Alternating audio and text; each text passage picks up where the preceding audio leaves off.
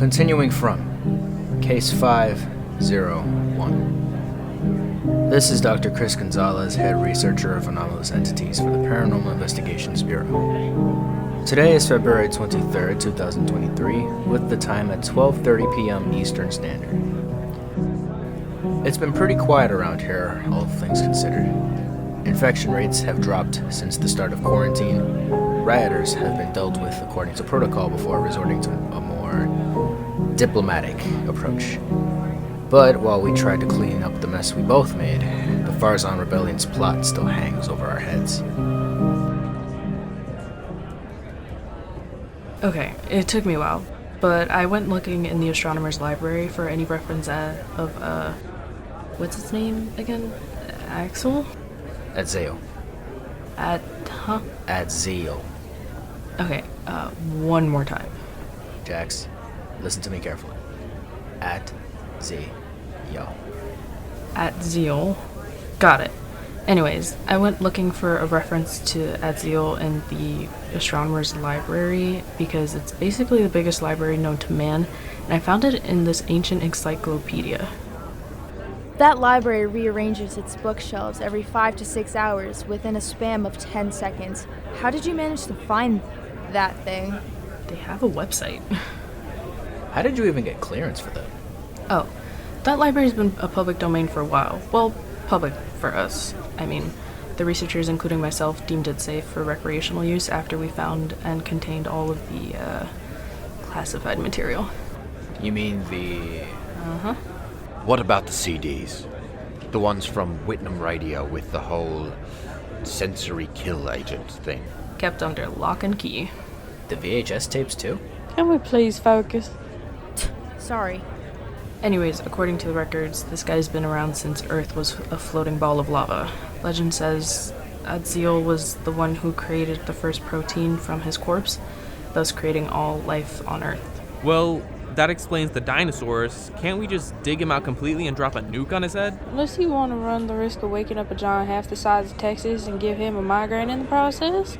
Maybe it'd be best if the rookie stays here while the adults save the world.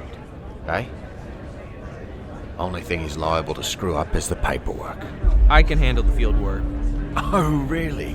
You mind explaining to Dr. Gonzalez how you nearly set an infected person loose on a family of 4 because you were too slow to put him out of his misery? He was crawling on all 4s, like that chick from The Ring, and I got spooked.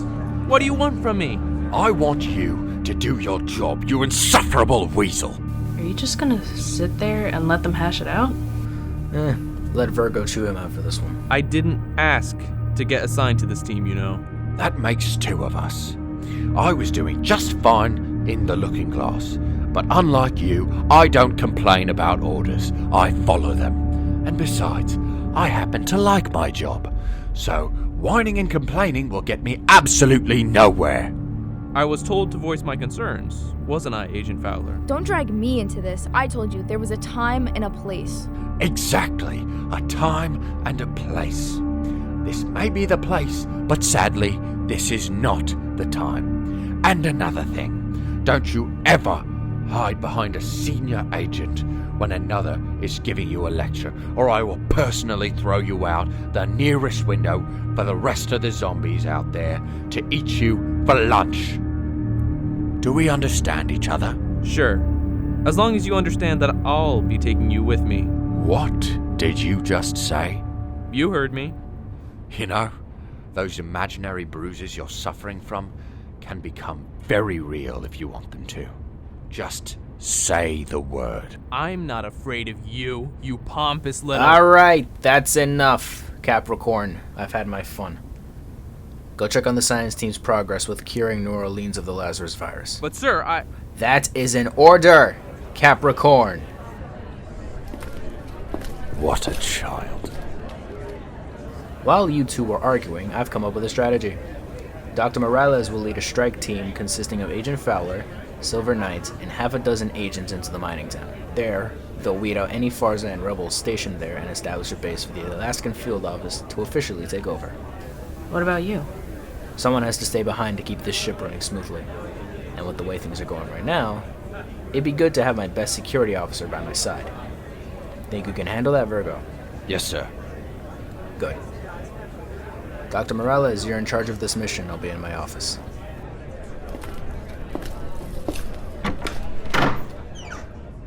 You handled that well.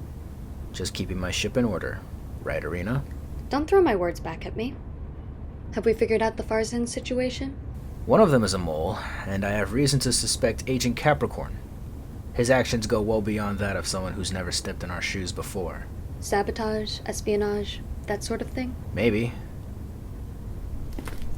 If he is working for the rebels, he's not doing a good job at hiding it. Maybe he wants you to know. What are you saying, Irina? I read the audio logs, Chris. If Agent Capricorn is compromised, he's a threat to everyone in this building. Don't rule anything out. I'm not. Trust me, I have it all handled. What are you up to? One way or another, Capricorn's telling me the truth. Just trust me on this one, okay? Fine. Fine. I know better than to argue. Just remember, as your superior, the committee is watching. Anything else I should know? My Arbiter friends are telling me that the committee is already aware of your erratic behavior regarding Project Tombstone. Trust me, it's need to know. If it affects the nature of this case, Irina, then I need to know. Just be careful. They're not as forgiving as I am.